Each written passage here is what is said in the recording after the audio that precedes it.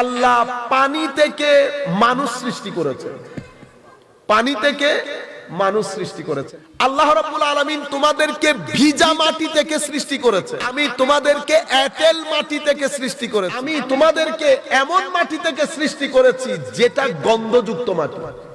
মানব সৃষ্টির ব্যাপারে কোরআন বলছে হুয়াল্লাযী খালাকাকুম মিন তুরাব, তিনি সেই মহান সত্তা যিনি মানুষের সৃষ্টির শুরু করেছেন, মানুষের সৃষ্টির শুরু করেছেন মাটির উপাদান থেকে, মাটির উপাদান থেকে।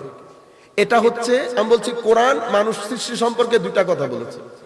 একটা হচ্ছে মানুষের কেমিক্যাল কনস্টিটিউশন, হযরত আদম আলাইহিস সালামের সৃষ্টি। এরপরে মানুষের বায়োলজিক্যাল কনস্টিটিউশন, যেটা মায়ের পেটে সন্তানের সৃষ্টি, মায়ের পেটে সন্তানের। তো মানুষের সৃষ্টির দুইটা ধাপ, একটা আদম আমাদের বাবা আদম, আর একটা হচ্ছে আমরা পরবর্তী জেনারেশন মায়ের পেটে। আদম আলাইহিস সালাম আমাদের বাবাকে সৃষ্টি করা হয়েছে মাটির পেট থেকে, আমাদেরকে সৃষ্টি করা হয়েছে মায়ের পেট থেকে। আদম আলাইহিস সালামের সৃষ্টি যেটা, এটাকে কোরআন বলছে কেমিক্যাল কনস্টিটিউশন, এক্সাক্ট সায়েন্স যেরকম বলছে। মানুষের পরবর্তী সৃষ্টিকে বলছে বায়োলজিক্যাল কনস্টিটিউশন। ওই সৃষ্টি সম্পর্কে কোরআন কি বলছে? আদম আলাইহিস সালামের সৃষ্টি। আপনারা, আমি, উলামায়ে কেরাম, আমরা যারা এই বিষয়গুলো নিয়ে কথা বলি তাদেরকেও বলবো, আপনারা এই কথাগুলো বলার সময় অনেক সাবধান। আপনারা বিষয়টা ডিপলি জানেন, জানার পরে তারপর বলেন। আপনি এমন ভাবে বললেন না বাসা বাসা, যেন এটা হাস্যকর হয়ে না যায়। আপনি এমন ভাবে বলবেন না আদম আলাইহিস সালাম আল্লাহর ইচ্ছে করেছে মাটি নিয়ে আমরা যেমন গুদামঘর বানাই, আল্লাহ গুদামঘরের মতো আদম আলাইহিস সালামকে বানাই ফেলছেন। ঘটনা এরকম না। যুগ চলে গেছে, যুগের পর যুগ চলে গেছে। সূর্য বিজ্ঞান যেটা ব্যাখ্যা দিচ্ছে পরবর্তীতে, ছাত্রদেরকে বলছি বেটা, বিজ্ঞান আর ইসলাম ধর্ম দুইটার মধ্যে কোনো বিরোধ নাই। কেন নাই? বিজ্ঞানের বিষয় একটা, ধর্মের বিষয় আরেকটা। ধর্মের বিষয় হচ্ছে পরকাল, বিজ্ঞানের বিষয় ইহকাল। মারামারি হবে না। ধর্মের উদ্দেশ্য আর বিজ্ঞানের উদ্দেশ্য এক না। বিজ্ঞানের উদ্দেশ্য হচ্ছে কোন বিষয়ের, পৃথিবীতে যা কিছু দেখা ধরা ছোঁয়া যায় এটার ব্যাখ্যা করা। ধর্মের বিষয়বস্তু হচ্ছে পরকালে মুক্তি লাভ করা। দুইটার দুই বিষয়। বিজ্ঞান মানুষের ব্যাখ্যা, বিজ্ঞান মানুষের ব্যাখ্যা। ধর্ম ব্যাখ্যা দেয় না। ধর্ম একটা ফ্যাক্ট, একটা মূল ঘটনা আপনাকে বলে, এই ঘটনাটিকে ব্যাখ্যা করে বিজ্ঞান। বিজ্ঞান হচ্ছে মানুষের ব্রেইন, ধর্ম হচ্ছে আল্লাহর ব্রেইন। দুইটা দুই জিনিস, দুইটা। ট্রেন এবং প্লেন, দুইটার মধ্যে অ্যাক্সিডেন্ট হবে কোনোদিন? কেউ যদি বলে ভাই কি একটা অ্যাক্সিডেন্ট দেখলাম ট্রেন আর প্লেনের মধ্যে, বিশ্বাস করবে কেউ?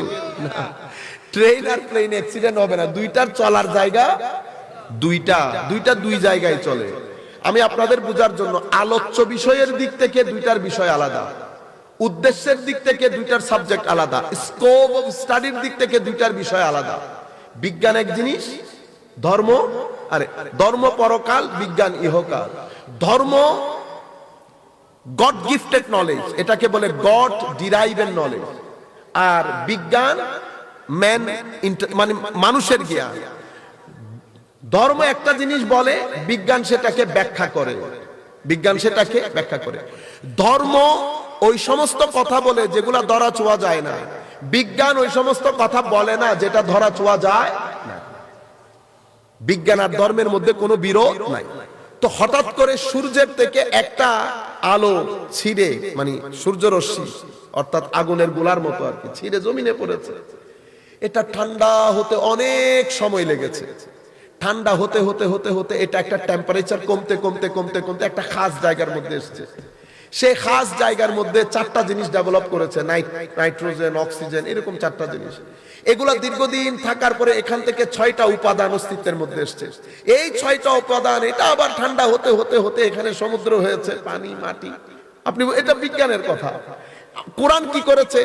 বিজ্ঞান যে বক্তব্যগুলা দিচ্ছে, কোরআন শুধু ফ্যাক্টটা বলছে। ফ্যাক্ট বলার সময় কোরআন বলছে কি দেখেন, প্রথম কথা হুয়াল্লাযী খালাকাকুম মিন তুরাব, আল্লাহ তোমাদেরকে মাটির মূল উপাদান দিয়ে সৃষ্টি করেছে। মাটি না, মাটির উপাদান, মাটির করোনার আপনার একটা টিকা নিছি না, টিকা, করোনার টিকা দেখতে পানির মতো, কিন্তু ওই পানির ভিতরে যদি আপনি অ্যানালাইসিস করেন অনেক ধরনের উপাদান জড়িত সেখানে। অ্যান্টিবায়োটিক ট্যাবলেটের মধ্যে লেখা থাকে তো ইনগ্রেডিয়েন্ট, বুঝছেন? ওষুধটা বানানোর সময় উপাদান যেটা ছিল সেই উপাদান দিয়ে আল্লাহ আমাদেরকে বানিয়েছেন। আমাদের সৃষ্টির শুরু বাবা আদমের। 1 নম্বর আয়াত। 2 নম্বর আয়াতে আল্লাহ বলছেন ওয়াল্লাযী খালাকা মিনাল মায়ে বাশারা, আল্লাহ পানি থেকে মানুষ সৃষ্টি করেছেন। পানি থেকে মানুষ সৃষ্টি করেছেন কেন? কারণ আমাদের ওই সৃষ্টির মধ্যে শুধু মাটি না, সেখানে পানির ব্যবহার হয়েছে। আচ্ছা 2। 3 নম্বর আল্লাহ বলছেন কি ওয়াল্লাযী খালাকাকুম মিন তিন, আল্লাহ রাব্বুল আলামিন তোমাদেরকে ভিজা মাটি থেকে সৃষ্টি করেছেন। প্রথমটা বলেছে মাটির উপাদান, দ্বিতীয়টা পানি, তৃতীয়টা ভিজা মাটি, চতুর্থ বলছে ইন্না খালাকনাকুম মিন তিনিন লাযিব, আমি তোমাদেরকে এঁটেল মাটি থেকে সৃষ্টি করেছি। এটাকে বলে স্টিকি মাড, লাসার মতো লাগা যায়, এঁটেল। চারটা হয়ে গেছে না?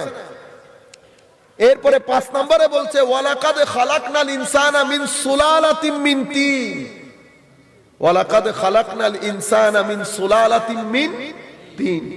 আমি মাটি, তুমি যদি মাটিকে কেমিক্যাল স্টাডি করো তো মাটির যে উপাদানগুলো আছে মৌলিক উপাদান, সেই জায়গা থেকে আমি তোমাদেরকে সৃষ্টি করেছি। এটা হচ্ছে কেমিক্যাল এক্সট্রাক্ট অফ ক্লে। আপনি যদি সেটাকে ইংরেজিতে ট্রান্সলেট করেন কি হবে? আই হ্যাভ ক্রিয়েটেড ইউ, অথবা we have created you from the extract, কি বলে, from the chemical extract of clay, অর্থাৎ মাটির মূল উপাদান থেকে আমি তোমাদেরকে সৃষ্টি করেছি। নাম্বার 6 খালাকাল ইনসানা মিন সালসালিন কাল ফাখার, আমি তোমাদেরকে সৃষ্টি করেছি কোত্থেকে? মাটির উপাদান কোত্থেকে? তুমি মাটিকে পুরালে মাটি টনটনে হয়ে যায় না, সেই টনটনে শুকনো মাটি থেকে আমি তোমাদেরকে সৃষ্টি করেছি। 7 নাম্বার বলতে বলতে শেষ পর্যন্ত আল্লাহ রাব্বুল আলামিন কোরআনে পাকের মধ্যে ইরশাদ করেন ওয়ালাকাদ খালাকনাল ইনসানা, ওয়ালাকাদ খালাকনাল ইনসানা মিন হামাইম মাসনুন, আমি তোমাদেরকে এমন মাটি থেকে সৃষ্টি করেছি যেটা গন্ধযুক্ত মাটি। 7 ধরনের বলেছে না?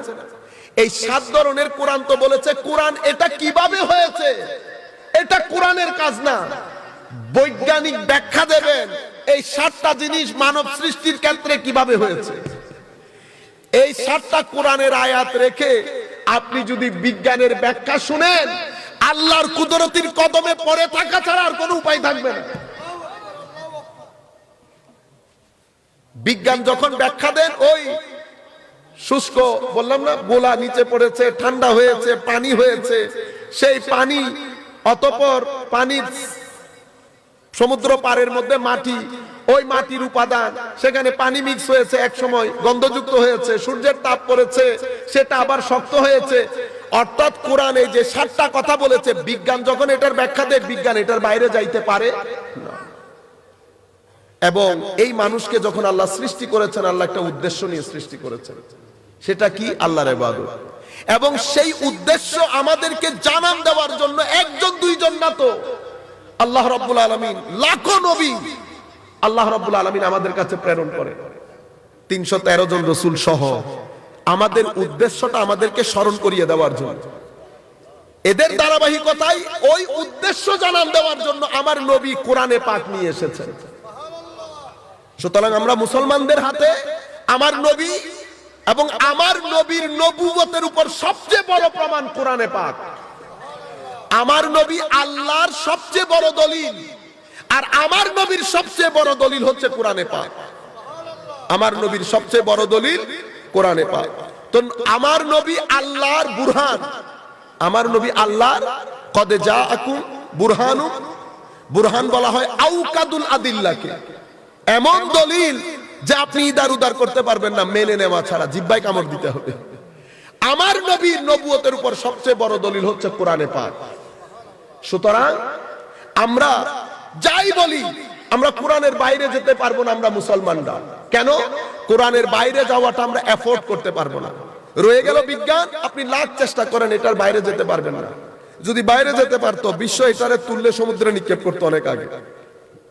আখেরি একটা কথা বলি, যেটা সহজ কাজ ছিল সেটা কি? কোরআন আমেরিকাতে পাবলিশ হয়, ইংল্যান্ডে পাবলিশ হয়, বাংলাদেশে পাবলিশ হয়, ইন্ডিয়াতে পাবলিশ হয় না? মানুষ ইচ্ছে করলে পারতো না কোরআনকে 2-3 আয়াত বাদ দিয়ে ভুলভাল করে কোন একটা জায়গা থেকে পাবলিশ করে দেওয়া? পারতো না? ইজিলি পারতো।